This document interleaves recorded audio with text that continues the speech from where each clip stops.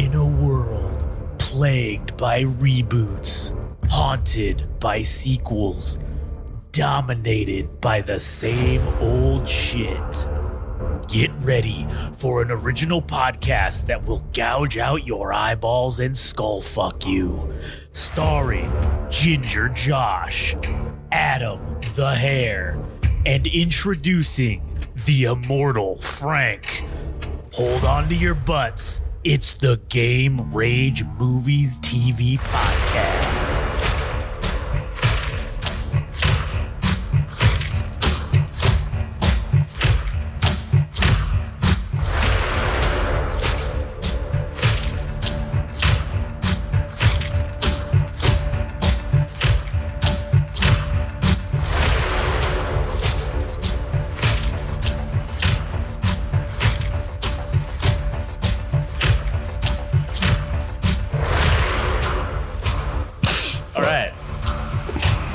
And here we are for another wonderful episode of the Game Rage Movies and TV Podcast. What is, Adam, there's a lot of awards going on right now, and I believe that we are nominated, this podcast specifically, for the most unoriginal podcast name on the planet. And I think we've got it on lockdown. I think no one else is going to take that award but us. Yeah, I mean, we're certainly,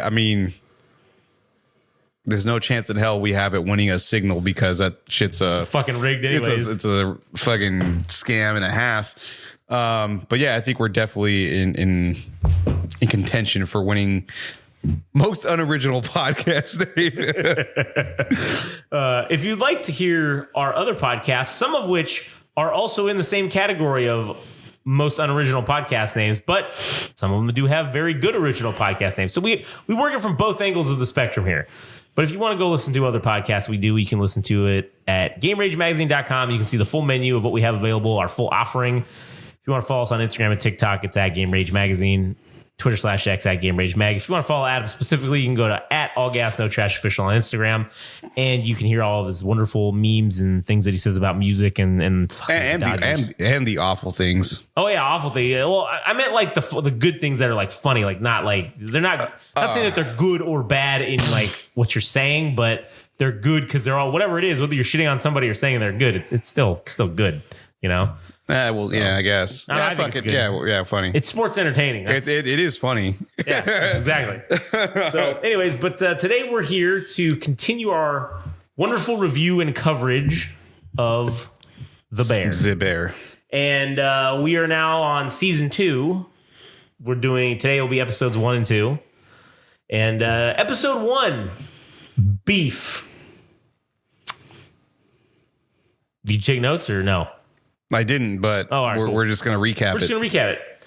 So this is right after end of last season. They got all this fucking money. They closed that shit down, the Beef, and now they're fucking starting The Bear. And so, I can still do it. Yeah, go ahead. All right, so if I'm not mistaken, I'm starting to get the idea after 8 episodes. You would think you would start getting the fucking idea. A lot of the episodes consist of opening with some B shots of Chicago itself. The show does an excellent job of trying to brainwash you into going to Chicago, even though I don't want to step fucking foot in Chicago at all. Fuck Illinois at all. As a matter of fact, the whole state of Illinois. We're not even going anywhere near that shit. I mean, The Bear does a damn near excellent job of trying to brainwash you to visit the area. Like the same way that, what's the bastard's name? It's not Howard Hughes, but it was the guy that made a Hugh Hauser? No. The guy that used to make a whole bunch of movies in the 80s, and a lot of them took place in Chicago. I think a majority of them were in Chicago itself. Who's a director? Hughes. Oh my God. I don't This is going to drive me nuts. You know, it's also interesting that if you ever watched California's Gold with Hugh Hauser, he also did a very good job of making you want to visit all these wonderful fucking places inside of our lovely state of California, and also make you not want to visit some of these places because he did go to some few shitholes. I will say that. John Hughes. Oh, okay. So it's like Ferris Bueller. Yeah, well, right. actually, I don't. Those all were in like Chicago. Yeah, you don't remember that? Breakfast Club. I didn't know that they were all in Chicago. I fucking must not have paid attention to that part. I think he also directed Home Alone, if I'm not mistaken. Home Alone. 16 Candles, Breakfast Club, Weird Science, Ferris Bueller's Day Off, Trains, Planes, Automobiles, Uncle Buck, Pretty in Pink, Home Alone. So I think a lot of those movies end up taking place in Chicago, but this show is doing, oh my God. All right. So like I was saying, this show does a pretty good job of fucking encapsulating or showcasing the best bits of Chicago. If y'all can give me a second. Oh no, we lost viewers just because hey, you know what? It's too late. They already click the button and they listened for 5 seconds, so it already counted as a view. True story. Get fucked, everybody. You know who's tuning out is the assholes on Reddit that want to just see when I say shit to people, and they want to be like, what do these assholes do? And they go look they clearly didn't spend 19 hours editing this episode down to eliminate all the pauses and scrubbing every little background noise out of the thing. So they're amateurs. This is fuck garbage. Those guys. They could suck our ass. Yep, true story. So we open with Marcus, whose mother appears to be in a catatonic state or in a coma. And you just get to see this side of Marcus, who's dealing with something of a burden or a hardship with taking care of his mother. And then we work our way towards him. This is like why it's such a luxury to live in California when we have probably like 70 to 80 degree weather pretty much year round with the exception of summer. Mm-hmm. But the motherfucker is like wiping ice off his windshield. Dude, that shit would suck so much dick. Fuck that. And then on top of that, to deal with snow, dude, I don't know if I can deal with that. Fuck the snow, man. Yeah, maybe 120 degrees here for 3 to 4 months out of the year. But fuck, I'll take that any day over fucking scraping ice off my windshield so I can drive to work. Yeah, so that was a little bit of snapback to reality with the dreaminess of being in Chicago. Fuck all that. Yeah. Sorry, didn't work. So now we cut to Carmy, Sydney, and Natalie, or Sugar as she's known, Carmy's sister. And we get shots of the beef being taken down, and there's a whole bunch of renovations being made. And now they have a pile, I think it's actually the money that they owed. I think it's like $300,000 that they have discovered within these cans, and now they're just kind of making a checklist of all the things they got to go through. And Carmy's like, "Oh fuck, dude! Like this is gonna add up real quickly." And whatever numbers he was ballparking, like he came roughly to $100,000 that they're probably going to spend just on everything the kitchen needs, or pretty much everything they would need to get the place fully operational, to make it upscale. But they also need more money to basically take care of everything else. And I guess just to have an extra set of cash just to make sure that they take care of literally everything possible, because now they still have to take care of some stuff with the IRS and also like all the employees have to get recertified, and some of them are actually going to be going to culinary school to level up and shit. So Carmy, I think I remember why I ultimately ended up liking Richie a little bit more than the previous season, because he was kind of an asshole pretty much like the whole season. Mm-hmm. And you develop a little bit more empathy or sympathy for him when you know that he's somebody that's trying to cope with probably losing his best friend. And also, he's starting to lose his place in the restaurant itself. Because there's a scene where they're kicking it. Well, he's not kicking it, but he's in the basement, and there's just a bunch of old shit, and there's photos of some of the Berzotto family, and he's like, "Man, I've been reading a lot of books, and there's this one book where the main character doesn't do shit, and all he cares about is trains, and everybody else, like his whole party of friends, they're really awesome at something. One of them was an athlete, and there was like a whole bunch of other people. He's like, dude, I'm worried about like me being left behind. And Carmi's like, you don't have to worry about that. Like, you're still my cousin, and nothing bad's gonna happen. But so then we move on to just to go back to that interaction. It was funny because he starts telling that shit, and then Carmi goes, I don't fucking have time for this. And he literally walks out, and then he starts saying, you ever wonder about purpose? Like what your purpose is? And he's right. And then he's like, fuck. He's like, all right, I have time for this. And then this week, and he's like, yeah, listen, bro, you're good. All right. You're fine. Now we got a lot of shit to do. And then he tells him something later on, and he's like, cousin, purpose, remember? And he's like, fuck. All right. And then he's like, back to whatever, Yeah. So Richie's kind of in the mix of trying to find out where his role is for the restaurant itself, because shit, man, everybody's really starting to settle into what they're doing. Like Tina is becoming a better chef, so is Ibrahim. Now Carmi has got his French brigade in order. It's like this guy doesn't have his place in it yet. Yeah.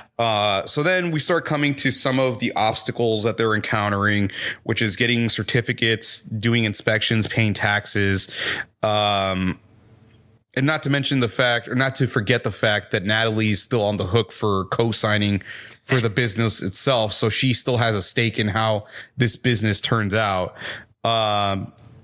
And it's becoming apparent that in order for this thing to work, they're going to need a project manager. And since Natalie or Sugar has been basically taking care of everything as far as business decisions go. Yeah. Sydney's been suggesting like, hey, why don't we just fucking have her do it? Because she's basically doing everything, and she's accounting for a lot of like the inventory, and she just knows what she's doing. And she's like, oh, I don't know about that. Like, I'm already spending enough time here. And it's already becoming a burden for her to just get involved with the shit. But she's also not opposed to the idea. And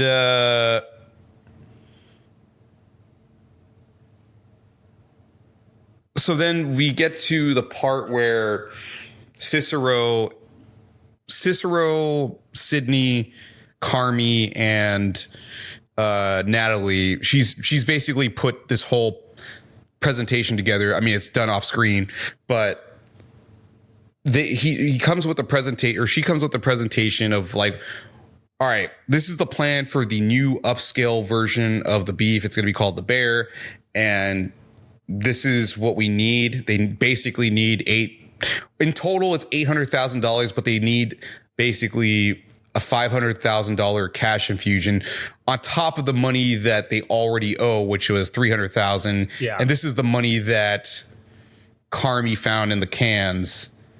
And they're asking Uncle Jimmy or Cicero, or whatever the fuck they're calling him. Yeah.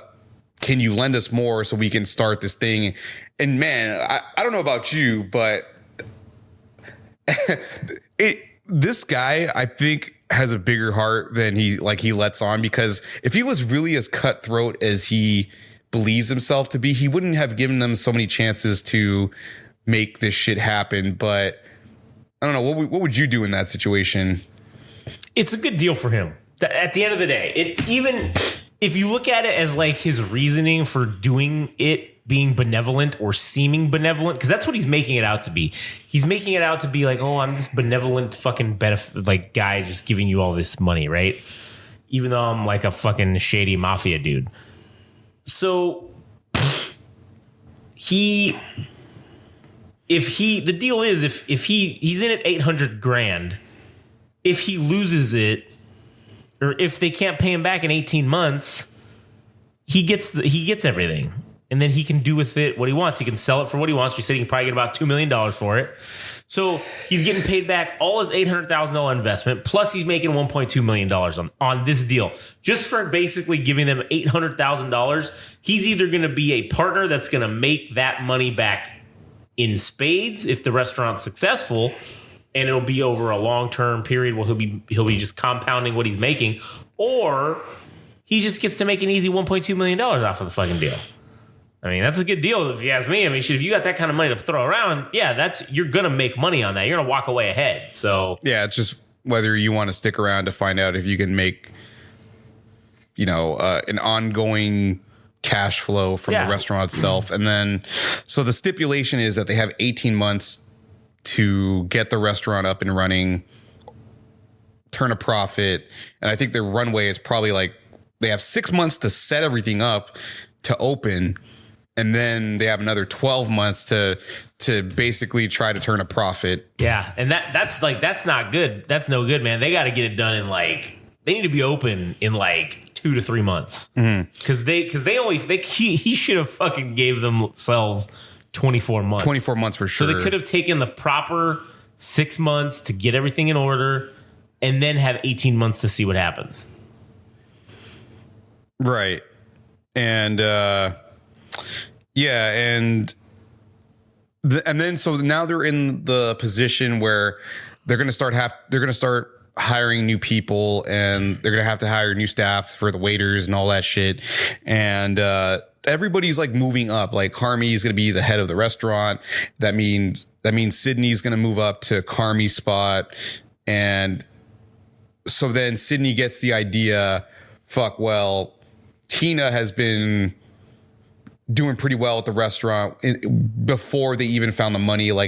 When they started turning things around before they found the money, Sydney's like, shit, I need somebody to be my sous chef. Instead of looking to hire outside, she looks at Tina and offers her the position. And she's like, man, that was one of the, I mean, I know these people aren't real, but it was such a turn of the tides from season 1 when Tina was extremely threatened by Sydney because of how talented she was. Yeah. And then, yes, Sydney is senior to Sydney in terms of experience in being in the kitchen and also creatively and just as a culinary scholar, I guess you could say. But to be acknowledged by Sydney, Tina values her opinion now, and then to be moving on to a new position, man, she was super ecstatic. And the whole scene where it's I don't know how long it is, but it's probably 15 seconds where you just see her smiling, waiting for a cab. Yeah. She's hailing a cab, and she's fucking smiling nonstop. That was one of the sweeter moments of this particular episode, when it was just more frantic shit going on. Maybe not so much with the restaurant, but just trying to get shit in order to open up this new restaurant. Yeah, true. So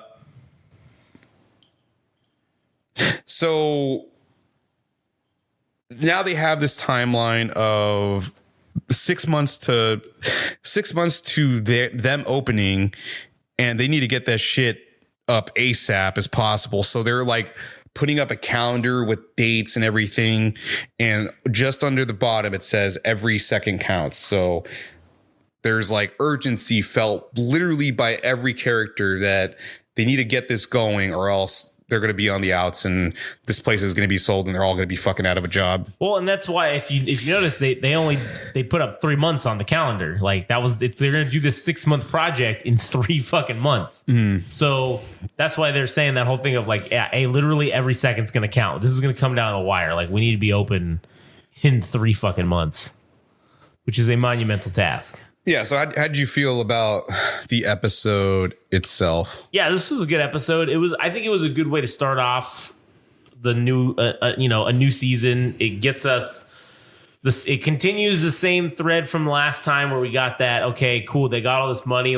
Now they're going to open up this new thing. Now we kind of got to see them starting to do that.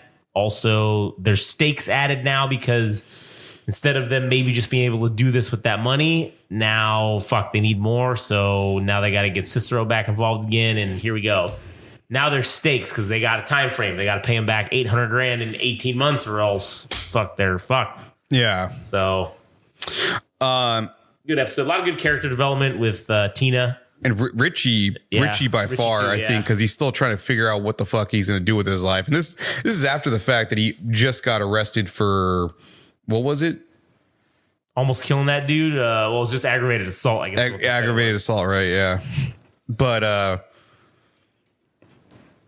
to me, this dude is obviously intelligent in some way. I mean, he loves history because he keeps talking about the history of Chicago itself, and he's also talked about other things. And then even when Ibrahim was talking about his times in fucking Somalia, dude, like loves hearing about, you know, all the good shit in Somalia. But yeah, I think this particular episode, I think started to have me open up to this dude. Well, even in the past episodes, after him getting arrested, and he's like, man, Carmi's like the only fucking dude that I got at this point. Yeah. Dude's going through it at this point. Like, lost his best friend, basically doesn't have a job. Yeah, true. Or is trying to figure out his role. And yeah, I mean, he was running this ship for a good amount of time until Carmi showed up. And now he's kind of like trying to find his place. But so now we cut to episode 2, which is labeled Pasta.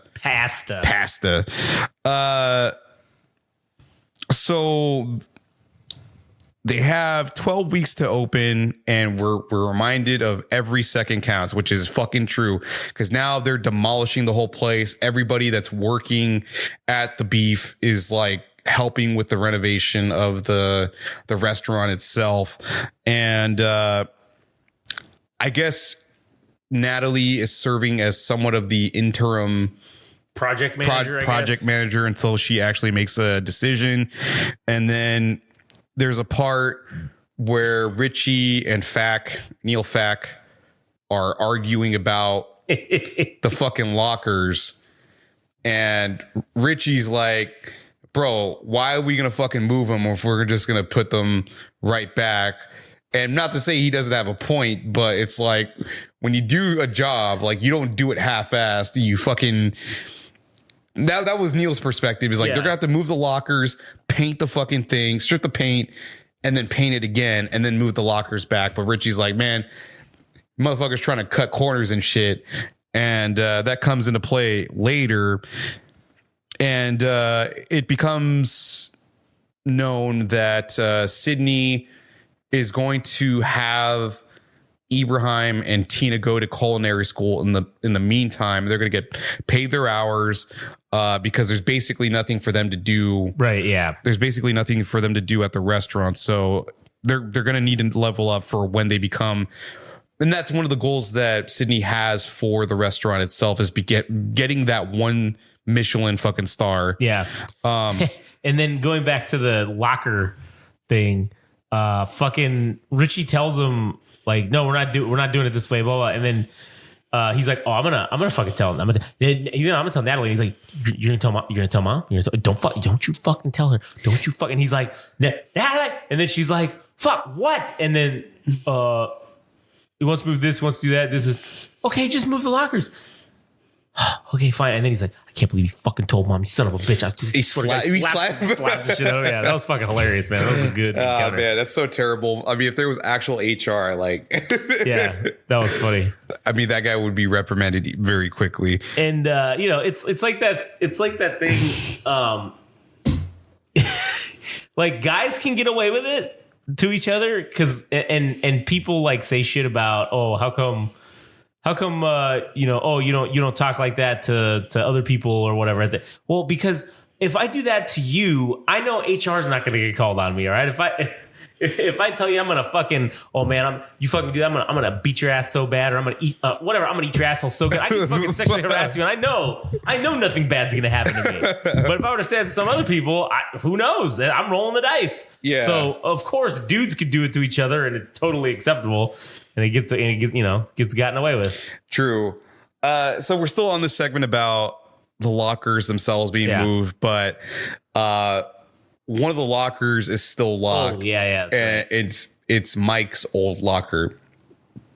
So then Carmi comes in with the fucking chainsaw to break the lock. And there's actually nothing more than a fucking hat from the beef. And it was apparently for some convention that the restaurant went to in 2010 or some bullshit. And then he ends up giving the hat to Richie. Oh, yeah. And then stupid ass Sydney walks in and she's like, oh, what happened? He's like, oh, it was Mike's old locker. He's like, well, what's the big deal? He's like, you fucking bitch. Yeah, Marcus like, said that. Yeah. She's like, what's the big deal? It was just a hat. And he's like, oh, you fucking bitch. Like, Yeah. he's like, you're being an asshole. And she's like, I'm not being an asshole. What do you mean? I don't understand. The funny thing that we forgot to mention too is fucking Richie this whole time has been wearing a shirt that says the Burf. The Burf, yeah. And it's because it was like a misprint when they got them made. Yeah. And now he's being all nostalgic because it's fucking gone. So now he's wearing the misprint shirt, the OG shirt. It's fucking hilarious. Yeah.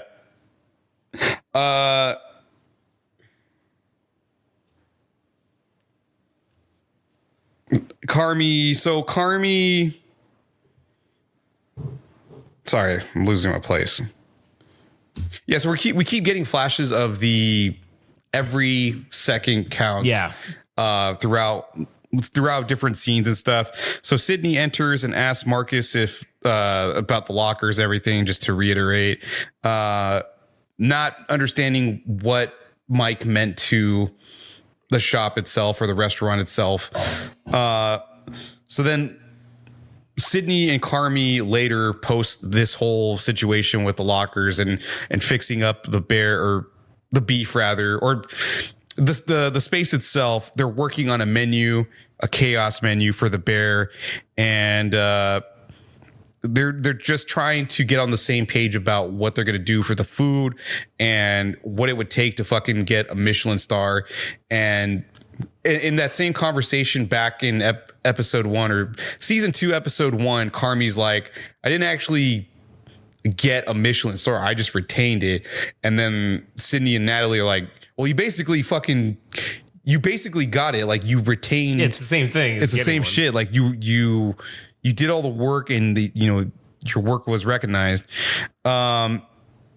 And then Carmi in this conversation just tells her, like, if you want a fucking Michelin star, you need to literally give up everything and give yourself to this whole restaurant in order to fucking get it. Yeah. And she says she's willing to do it, but we'll actually fucking see if she wants it as bad as she says she does. Yeah, we will see. She was bullshitting or not. I will say this every second counts mantra. I think that's fucking excellent. And I think it means a lot of different things too.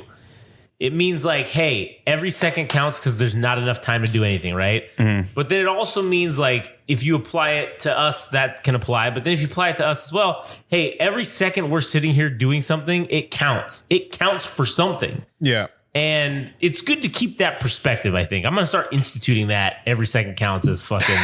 brainwash myself with it. Brainwash ourselves. Yeah. I'm going to write down the board when we're done here tonight.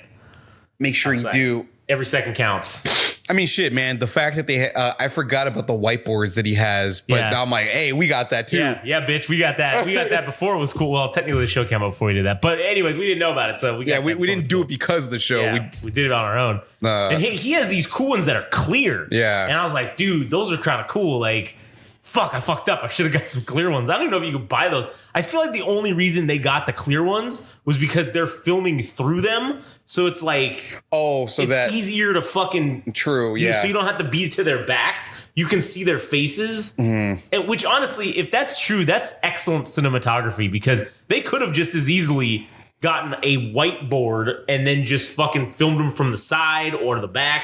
And that wouldn't have been as an appealing shot, but it would have gotten the job done. However, they did it clear so they could be behind the board while they're writing shit on there. Yeah. And you can see them. It still looks cool, though. It looks so, that's what I'm saying. It looks like some science shit is happening. And that's what we need to get, a clear one so science shit can look like it's happening. Yeah, all right. Not today. No, not today. We're out of money. But anyways. And I think in that conversation, Sydney asked, like, hey, how did you feel about getting or retaining the Michelin stars?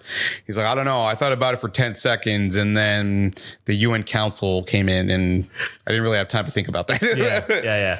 Yeah. So later in the conversation, they're cooking up meals and everything they're cooking. Well, one of the things that they were cooking was dog shit. And it was like it was too acidic. Yeah. And then Carmi's like rubbing his chest and he's like, oh, I'm sorry.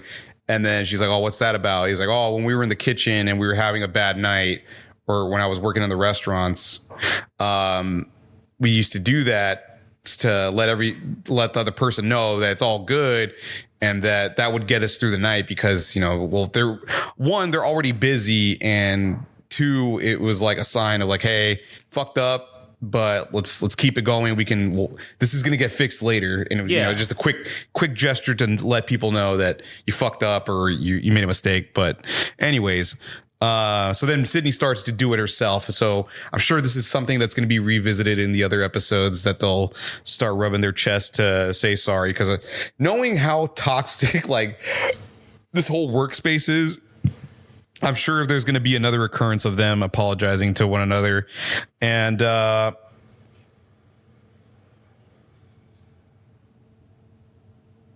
so then Natalie's like sitting by this toilet and she is basically overwhelmed with the fact that she is taking on all this shit, and it seems like she's talking to herself, but she's actually on the phone with somebody. I don't know who The plumber. It was the plumber? Yeah, 'cause Okay. she's sitting next to the toilet. And it's making like a girly. Like, she's telling him all this shit. And then she even tells him like, oh, I haven't even told them that I'm pregnant yet. And he's like, blah, blah, blah. And then she's like, she's like, and then she goes to look at the toilet. She's like, huh? Oh. And then she's like, yeah. It's actually not leaking from there. It's leaking from the, like, whatever, some other piece. And he's like, and then the guy's probably like, yeah, whatever, bitch. Like, I'm the plumber. And she's like, yeah, I know. Yeah, you're the plumber, whatever. And like, she was just spilling her guts to this dude who clearly didn't give a fuck. Yeah. It was just funny. Yeah. So she reveals that she's pregnant. And of course, one of the big problems that has arisen within the restaurant itself is that now, after having removed the lockers, that there's actually mold in the fucking space itself. So then Neil's like, we got to do something about this. And Richie's like, fuck no, we're just going to keep on going because there's no time. We don't have any time to waste on clearing out mold from this space. And then the best part was when he was fucking talking shit and he's like, yeah, listen. He's like, what do you mean what mold problem? He's like, dude, I'm telling you, like, this shit's mold. And he's like, oh, if it was mold, then the whole ceiling would collapse when I do this. And he fucking shoves it up there and the whole thing, all the black mold comes out. And it's like, it's in his nose, his eyes, his face. He's like, and he fucking shoots out the black powder. Probably going to develop cancer. Oh, yeah. He's definitely getting fucking mold cancer from that. 100%. So after this whole bullshit goes on, Sydney goes out with her father and they're reminiscing about their mother. And I don't actually remember if they mentioned the mother at all, if she was. I don't think they did yet. This was kind of like the first detail we got. Yeah, because I don't remember if they mentioned, because all Carmi, because there was a conversation where Carmi and Sydney were just talking about their own families and stuff.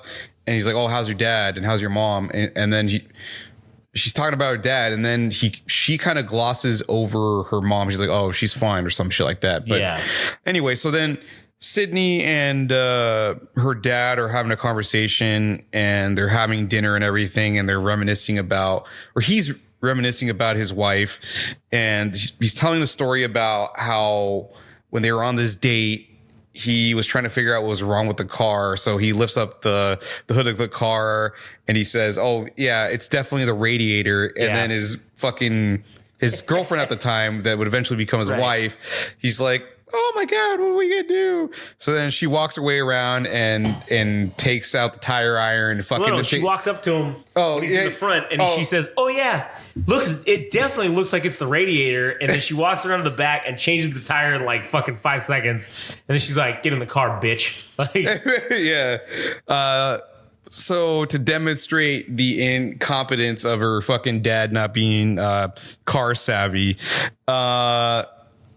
so then the conversation turns into her father talking about like, oh, you know, you're just like your mother and you're great and everything, but he's questioning why Sydney is involved with this restaurant, because she's going to be in this position where she's going to get paid for a month and then she's going to defer payment for 6 months, basically the entirety of putting this restaurant together.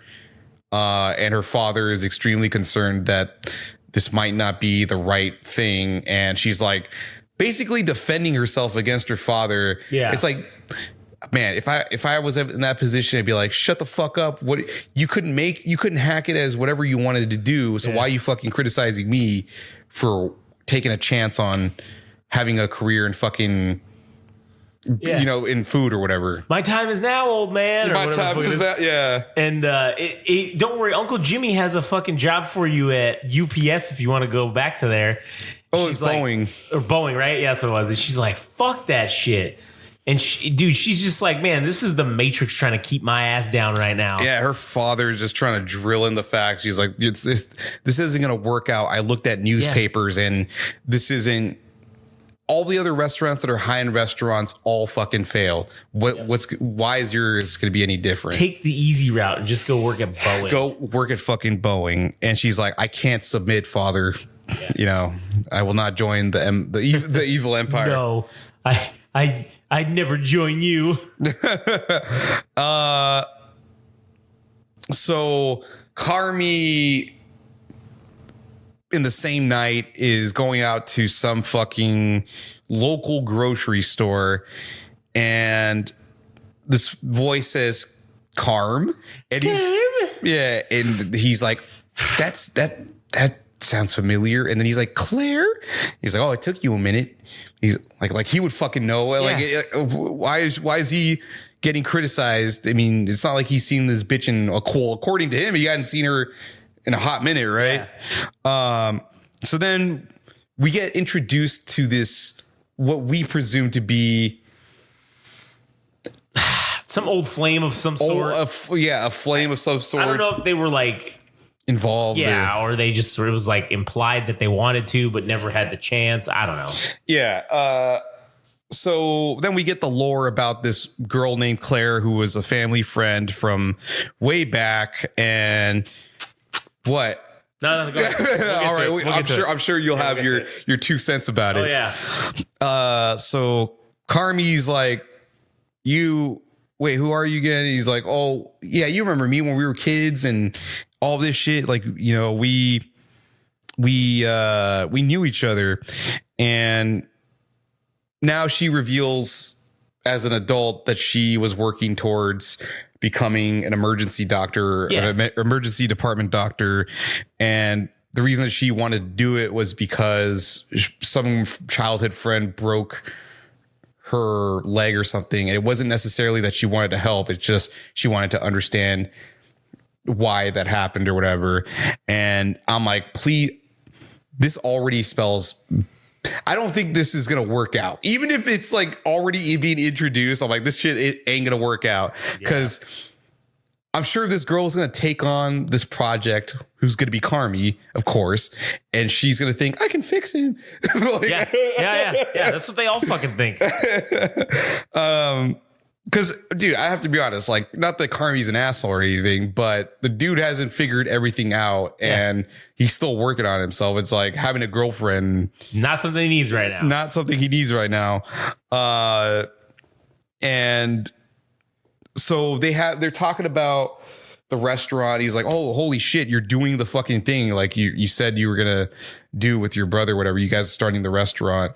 And he's like, oh, what's the name of it? And he's like, you don't fucking know the name of it. And she's like, oh, of course I do. You owe me a fucking $1 million if I get it right. And then, of course, she knows the name of the restaurant is going to be the Bear. And he's like, how do you want to fucking pay it? And they go on this whole little riff about Venmo. Yeah. And getting audited by the IRS or whatever. And then we close with them exchanging numbers, and Carmy, being the bastard that he is, gives off the wrong fucking number. Not being the bastard that he is, being the fucking smart genius that he is. Now, I'm sure that this will come back later on and she'll somehow figure it out. I'm sure this hooker is going to be a recurring character in this fucking show. Otherwise, they wouldn't have fucking even bothered to fucking have this little stupid interaction. I feel like that's coming.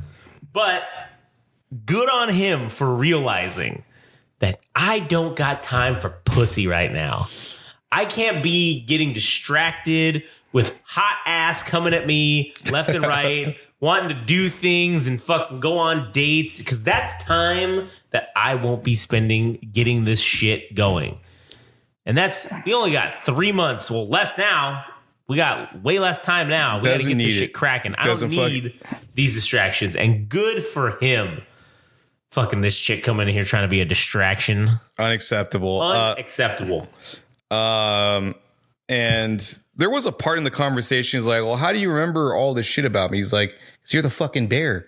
Yeah. And he's like, oh. He's like, you're goddamn fucking, right. You're fucking right now, on the Bear. Now here's the wrong number, bitch. Man, what an asshole. Wow, such a good move. Yeah, so that's how the episode ends, is that we got this new tease of a possible, well, it's not a love triangle, but a love interest, potentially, a family friend. And the way, okay, it is rather coincidental that this girl who is in a circumstance that her job is just as hectic as being a chef, that these two happen to fucking align with each other. Real sus. Yes. Though the writing is very, what word would you use? Convenient. Convenient is I guess that would be appropriate. How convenient that these two people that live hectic lives happen to cross paths, and maybe we might have a chance at romance. But this piece of shit, Carmy, does the right thing and gives her the wrong phone number. So, all right. We've recapped the episode. How did you feel about this particular episode? This was a great episode. It's the best. It's the best episode. This is the best episode. The Bear's the greatest show on FX, on all the networks. FX is lucky to have it. Seriously, though, this was a great episode. There were so many fucking little moments that were funny, that were good, that were interesting. Everything is moving along nicely. We got a lot of nice little backdrop on lore with some of these characters. And the greatest moment that's happened in the show, him giving her the wrong number. And also, I do still believe that Fack and Richie are going to fuck each other at some point in the show. Like, with as close as they get to each other, they literally look like they're either going to murder each other, they're about to murder each other, or they're about to make hot, sweet fucking love together.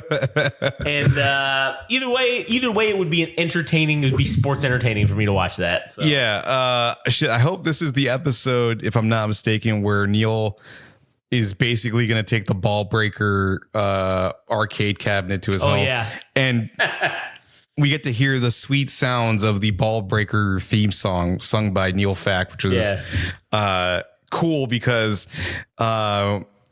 it's small shit like that creates like the world building for a show like this. I mean, dude, world building is probably like one of the biggest things for me, whether that's fucking anime or comic books or even just a TV show like this. To create a fictional video game, a knockoff Mortal Kombat, and for it to have its own fucking theme song, that's pretty fucking rad. That is pretty bitchin'. It's attention to detail. That's what that is. Yeah, and that's what makes great stories. So that's why this is a great story thus far.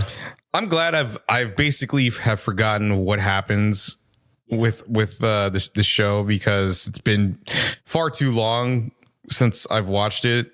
So it's as though I'm seeing everything for the first time again. So I hardly remember what the fuck is going on. Yeah, true story. But It's a good show. It's a good show, man. Another solid episode. Yeah. A lot of great moments. The new flame being introduced. I don't know how I feel about it. I think if Carmi's going to be the best of the best, can't be slowed down by anything. Delete. And I feel like there's something of a romance developing between Marcus and fucking Sydney a little bit. yeah, because there was a part in episode 1 when they were. It wasn't necessarily a long thing, but since they had already hung out when they got fired, Yeah. they kind of had that moment. And then she was asking about his mom, and she's like, "Oh, if you ever need anything, you just let me know." You just let me know. So I feel like there's something of a romance possibly Sus. to it. Yeah. Sus. So, anyways, great fucking episodes. Yeah, I'm excited. All right, so I mean, obviously the next ones we're gonna do that are gonna be the bear, are gonna be episodes 3 and 4 of season 2. hell yeah, brother. Hell yeah, And brother. and That does work for me, brother. that works for me, brother. So funny enough, this season has 10 episodes. So we're actually gonna do one extra episode from the previous season to work our way towards fucking season 3, which is, man, I already want to blow through all this and fucking get to the next thing. So do I. And then also, we were talking about doing The Boys. Are we gonna start it from the beginning again, or are we just gonna pick up no, this season, whatever? Yeah, new season. Okay, all right. because cool. I've actually, I've seen The Boys, all of it. Like I think I have too. Yeah. All right, cool. We'll just start from the newest season once we're done with the bear. Okay. So, anyways, cool. All right. Well, shit. That was a good one. So stay tuned for that. Also, we still need to watch that fucking Lactalopolis movie. Oh, that's right. I forgot All right? about that. We still need to Where fucking do where that. can we watch that? I don't fucking remember. Yeah, we're gonna have to do it on a night when we're gonna have to do it. Like, we should just watch it together We should just email AKBK and just be like, hey, just send us the fucking link to this shit. yeah, so we can watch it. Yeah, you know what? Just do that. It's like, hey, listen, we were trying to find this stupid movie, and well, not stupid, but we're trying to find this movie so we can review it. And we were serious when we said that on our interview, which was on the Without Censor podcast. And if you want to hear a pretty good fucking interview with AKA BK, you should go listen to that. Yeah. Fuck boys out there and fuck girls. All right, not being sexist or fuck they them. Fuck humans. Fuck people. Wait, fuck Yeah. fuckites. There we go. Anyways, Stay tuned for that if we actually get to watch that. no, thing. we're gonna do it. All right, I will find I'll find it somewhere. And then you'll skull fuck it. Oh, and then just skull fuck. Gouge out its eyeballs and skull fuck it. We should do Full Metal Jacket next. just the boot camp scene though. Yeah. The rest of the movie's like, whatever. But yeah, because it gets all dark and depressing. yeah, it's and just shit. whatever. But the fucking just the boot camp sequences are fucking the greatest shit ever. So, anyways, all right. Well, that'll do it for us. So, anyways, if you want to follow all of our or find out about all our other shit, go to GameRageMagazine.com. You can follow us at Game Rage Magazine on Instagram and TikTok, at Game Rage Mag on Twitter/X. All Gas No Trash Officials, where you can find Adam on the Instagram. You can hear all his musical musings and things of that nature.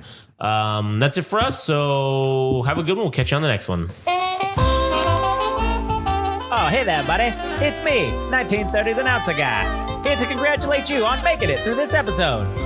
As our heroes are getting in their jalopies and riding off into the literal sunset, they wanted me to tell you thanks for listening to their radio broadcast, and should you be so kind as to follow them on some fancy schmancy radio station publication called Instagram and TikTok at Game Range Magazine, and on some other thing called Twitter/X at Game Rage Mag.